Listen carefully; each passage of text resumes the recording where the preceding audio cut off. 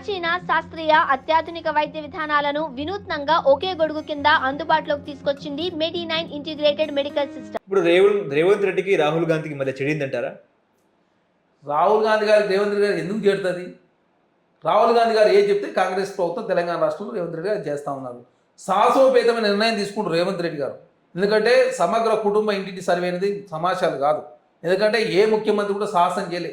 కేసీఆర్ కూడా ఒక్కరోజు చేసినట్టు సర్వే బయట పెట్టలే. కానీ రేవంత్ రెడ్డి గారు ఒక ఓసీ సమాజ వర్గాలకు సంబంధించి ముఖ్యమంత్రి ఉండి ఉత్తమ్ కుమార్ రెడ్డి గారిని సబ్ కమిటీ చైర్మన్గా చేసి తెలంగాణ రాష్ట్రంలో ఐక్యంగా బట్టి విక్రమార్క గారు కావచ్చు, శ్రీధరబాబు గారు కావచ్చు, మహేష్ కుమార్ గౌడ్ గారు కావచ్చు, అదేవిధంగా వీళ్ళంతా కలిసికట్టుగా తెలంగాణ సమగ్ర కుటుంబ సర్వే నిర్వహించి తెలంగాణ రాష్ట్రంలో రాహుల్ గాంధీ గారు ఇచ్చిన మాట నెరవేర్చినందుకు రేవంత్ రెడ్డి గారు రాహుల్ గాంధీ పడతలేదని చెప్పేసి బీఆర్ఎస్ పార్టీ ప్రచారం చేస్తాం. ఎందుకు ప్రచారం? మొన్ననే కలిసిందిగా రేవంత్ రెడ్డి గారు రాహుల్ గాంధీ గారికి చెప్పినటువంటి ఏదైతే సమగ్ర కుటుంబ ఇంటి సర్వే ఉందో దాన్ని నిర్వర్తించి జాతీయ స్థాయిలో కాంగ్రెస్ పార్టీ ఆదరణ పెరిగింది, రేవంత్ రెడ్డి గారి పాపులారిటీ పెరిగిందని చెప్పేసి చర్చ జరుగుతున్నప్పుడు దేశానికే తలమానికం అవుతుంది. అదే కాకుండా ఇండియా కూటమి ఉన్నటువంటి ఎంపీలను కోఆర్డినేట్ చేసే బాధ్యత రేవంత్ రెడ్డి గారికి అప్పచెప్పారు. 19వ తారీఖున ఢిల్లీలో మార్చి 19వ తారీఖున ఢిల్లీలో సమావేశం జరగబోతా ఉంది. ఆ సమావేశంలో పార్టిసిపేట్ చేసే ఎంపీల కోఆర్డినేషన్ మొత్తం కూడా రేవంత్ రెడ్డి గారికి అప్పచెప్పారంటే రేవంత్ రెడ్డి గారి పాపులారిటీ పెరిగిందా, పాపులారిటీ తగ్గిందా? పాపులారిటీ పెరిగింది. రాహుల్ గాంధీ గారితో సాన్నిధ్యం పెరిగింది.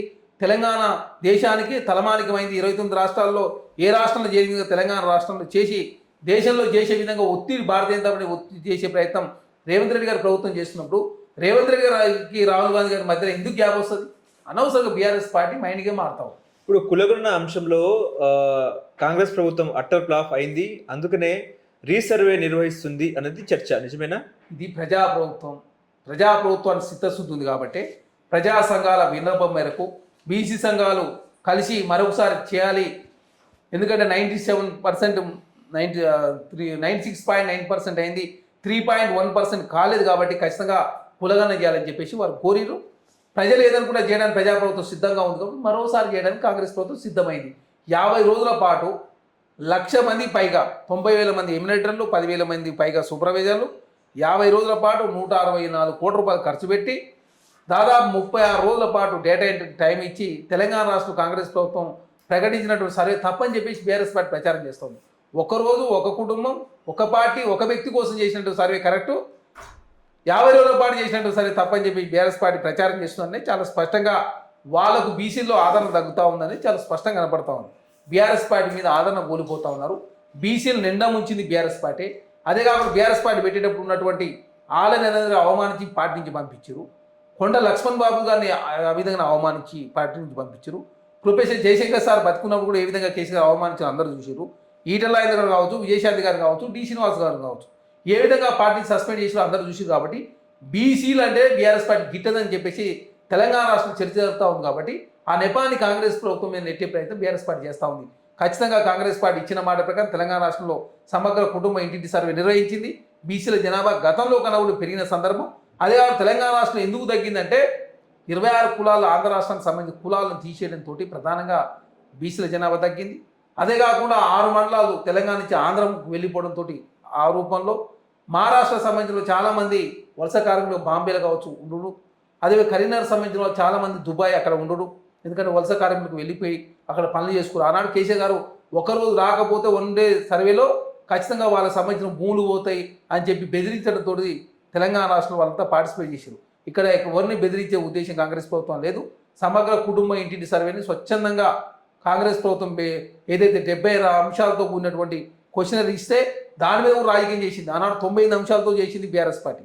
అదే కాకుండా తెలంగాణ రాష్ట్ర వర్గీకరణ విషయంలో కూడా ఇక్కడ 54 కులాలు ఉంటే ఎక్కువ కులాలు చూపించి ఆనాడు సమగ్ర కుటుంబ సర్వే చేసినట్టు సందర్భం. కాబట్టి కాంగ్రెస్ ప్రభుత్వం మంచి చేస్తా ఉంటే చూసి ఓరలేక కాంగ్రెస్ ప్రభుత్వాన్ని విమర్శించే ప్రయత్నం బీఆర్ఎస్ పార్టీ చేస్తాం తప్ప బీఆర్ఎస్ పార్టీ బీసీలో ఆదరణ కోల్పోయినటువంటి పరిస్థితి. కులగణన మీద మీ అభిప్రాయం ఏంటి? కులగణన కాంగ్రెస్ ప్రభుత్వం సాహసోపేతమైన నిర్ణయం తీసుకుంది. రేవంత్ రెడ్డి గారి నాయకత్వంలో ఒక గొప్ప నిర్ణయం తీసుకొని దేశానికి ఈరోజు ఆదర్శం నిలిచి నరేంద్ర మోడీ గారి ప్రభుత్వం మీద ఎక్కువ పెట్టి ఖచ్చితంగా బీసీలో చట్టసభ రిజర్వేషన్ తీసుకురండి, జాతీయ స్థాయి రిజర్వేషన్ తీసుకురావాలా, అదే కాకుండా సమగ్ర కుటుంబ ఇంటింటి సర్వే నిర్వహించాలని చెప్పేసి బీసీ ప్రధానమంత్రి అని పేరు చెప్పుకుంటూ కాదు, బీసీల మీద ఏదైనా ప్రేమ ఉంటే సమగ్ర కుటుంబ ఇంటింటి సర్వే నిర్వహించి బీసీ జనగణనలో బీసీ గణన కూడా తేల్చాలని చెప్పేసి కాంగ్రెస్ పార్టీ భావిస్తూ ఉంది. కాంగ్రెస్ పార్టీ తీసుకున్నటువంటి సాహసోపేత నిర్ణయానికి ఒక బీసీగా మేము కాంగ్రెస్ పార్టీ తీసుకున్న నిర్ణయాన్ని స్వాగతిస్తా ఉన్నాం. రేవంత్ రెడ్డి గారికి ప్రత్యేక ధన్యవాదాలు తెలియజేస్తా ఉన్నాం. అదే కాకుండా తీర్మాన మల్లన్న, ఇక్కడ తీర్మాన మల్లన్న కూడా అనవసరంగా బీఆర్ఎస్ పార్టీ ట్యాబ్లోనూ లేదు భారతీయ జనతా పార్టీ ట్యాబ్లో పడుతున్నట్టుగా కనపడతా ఉంది. ఎందుకంటే ఇప్పటివరకు బీసీల లెక్కలు తెలంగాణ రాష్ట్రంలో లేవు. లేనప్పుడు బీసీల జనాభా తక్కువ చేసినని చెప్పేసి అనవసరంగా ప్రజాప్రభుత్వాన్ని బదనాం చేసే ప్రయత్నం తీర్మాన మల్లన్న చేస్తూ ఉన్నాడు. కాబట్టి అనవసరంగా మీరు ఎవరో ట్యాబ్లో పడి తెలంగాణ రాష్ట్రంలో ప్రజాప్రభుత్వాన్ని బదనాం చేయొద్దని చెప్పేసి మేము కోరుతాం. ఎవరి ట్రాప్లో ఉన్నారు తీన్మార్ మల్లన్న? భారతీయ జనతా పార్టీ ట్యాబ్లో ఉన్నట్టు కనపడతా ఉంది. ఎందుకంటే వారు మీటింగ్ పెట్టినప్పుడు కూడా వారు ధరించినట్టు కండవ కావచ్చు, అంత కూడా భారతీయ జనతా పార్టీ కలరు. అదే కాకుండా తెలంగాణ రాష్ట్రంలో నెక్స్ట్ కాంగ్రెస్ పార్టీ భారతీయ జనతా మధ్య పోటీ జరగబోతా ఉంది. కాబట్టి నేనే పార్టీని పెడతా బీసీ సెంటిమెంట్ని వాడుకొని ప్రయత్నం తీర్మాన మల్లన్న చేస్తున్న కనపడతా ఉంది. కాబట్టి కాంగ్రెస్ పార్టీగా బీసీలకు ఇచ్చిన మాట నిలుపుకునే ప్రయత్నం కాంగ్రెస్ పార్టీ చేస్తున్నప్పుడు ఒక సాహసోపేత నిర్ణయం రేవంత్ రెడ్డి గారు తీసుకున్నప్పుడు అట్లాంటి ప్రభుత్వాన్ని అభినందించాల్సింది పోయి అనవసరంగా రాజకీయం చేసే ప్రయత్నాన్ని మానుకోవాలని చెప్పేసి కోరుతాం. అంటే రేవంత్ రెడ్డి ఆడిస్తున్న డ్రామా అని చెప్పి ఒకవైపు చర్చ. రేవంత్ రెడ్డి గారికి ఏం అవసరం? రేవంత్ రెడ్డి గారు ఆడించాల్సిన అవసరం ఏంది? రేవంత్ రెడ్డి ఒక గొప్ప నిర్ణయం తీసుకొని తెలంగాణ రాష్ట్రంలో కాంగ్రెస్ ప్రభుత్వం తీసుకున్న నిర్ణయాన్ని ఒక ఎమ్మెల్సీగా తను స్వాగతించకుండా అనవసరంగా కేసీఆర్ గారు చేసిన సర్వే బాగుందని చెప్తున్నప్పుడు ప్రతిపక్షాల ట్యాబ్లో తను పడుతున్నప్పుడు తెలిసినప్పుడు అనవసరంగా రేవంత్ రెడ్డి గారు ఎందుకు ఆడిపిస్తారు ఆ గేమ్? అదేవిధంగా రేవంత్ రెడ్డి గారు నేనే సమగ్ర కుటుంబ ఇంటింటి సర్వే నిర్వహించకపోయి ఉండి అదేవిధంగా తీర్మాన మల్లన్నతో మాట్లాడిపిస్తున్నాడు ఒక అర్థం ఉంది. కాంగ్రెస్ ప్రభుత్వం సాహసోపేత నిర్ణయం తీసుకొని ఒక గొప్ప నిర్ణయం తీసుకొని దేశానికి ఆదర్శం ఉండి ఒక గొప్ప నిర్ణయం తీసుకున్నప్పుడు అనవసరంగా తీర్మాన మల్లన్నతోటి ఆడిపియాల్సిన అవసరం కాంగ్రెస్ పార్టీ లేదు, రేవంత్ రెడ్డి గారు లేదు.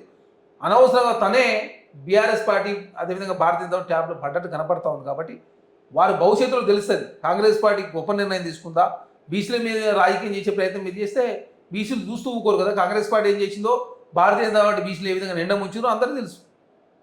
ఇప్పుడు రేవంత్ రెడ్డి ఎటువంటి నిర్ణయం తీసుకుందామన్నా కూడా హైకమాండ్ దృష్టిలో పడుతున్నారు. ఏ నిర్ణయం తీసుకున్నా కూడా వెంటనే ఎవరు లీకులు చేస్తున్నారు?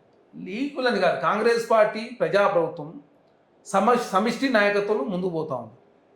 రేవంత్ రెడ్డి గారు, ఉత్తమ్ కుమార్ రెడ్డి గారు, బట్టి విక్రమార్క గారు, అదేవిధంగా శ్రీధర్ బాబు గారు, మహేష్ కుమార్ గౌడ్ గారు కాంగ్రెస్ పార్టీ వ్యవహారాలు ఇన్ఛార్జ్ ఈ 6 మంది కూర్చొని ఏ నిర్ణయం అయినా కూడా ప్రజలకు మేలైన నిర్ణయాలు మాత్రమే తీసుకుంటా ఉన్నారు. దానిలో భాగంగా కాంగ్రెస్ ప్రభుత్వం ప్రతిది కూడా చర్చల ద్వారా మాత్రమే సాధ్యమవుతుంది, ప్రతిది కూడా వినాలి, ఖచ్చితంగా ప్రజా సమస్య పరిష్కరించాలని చెప్పి కాంగ్రెస్ ప్రభుత్వం భావిస్తాం. దానిలో భాగంగానే ఇందిరా పార్క్ దగ్గర ధర్నా చౌక్ ప్రారంభించింది కాంగ్రెస్ పార్టీ. అదేకాక ఈరోజు కూడా అక్కడ అదేవిధంగా ఎవరైతే విలేజ్లో పనిచేసేటువంటి ఆర్ఎంపీ డాక్టర్లు కావచ్చు వీళ్ళంతా వస్తే కూడా మా కాంగ్రెస్ పార్టీ అధ్యక్షుడు మహేష్ కుమార్ గౌడ్ గారు కావచ్చు, అదేవిధంగా ఎమ్మెల్సీ కోదండరామ్ గారు వారితో పోయి మాట్లాడి వారి సమస్యలు తీసుకొని అక్కడి నుంచే వైద్య ఆరోగ్య శాఖ మంత్రి దామోదర రాజేశ్వర గారితో మాట్లాడి ఆ సమస్యల పరిష్కారం కోసం కాంగ్రెస్ పార్టీ పాటుపడుతుందంటే కాంగ్రెస్ ప్రభుత్వం చిత్తశుద్ధి ఉంది.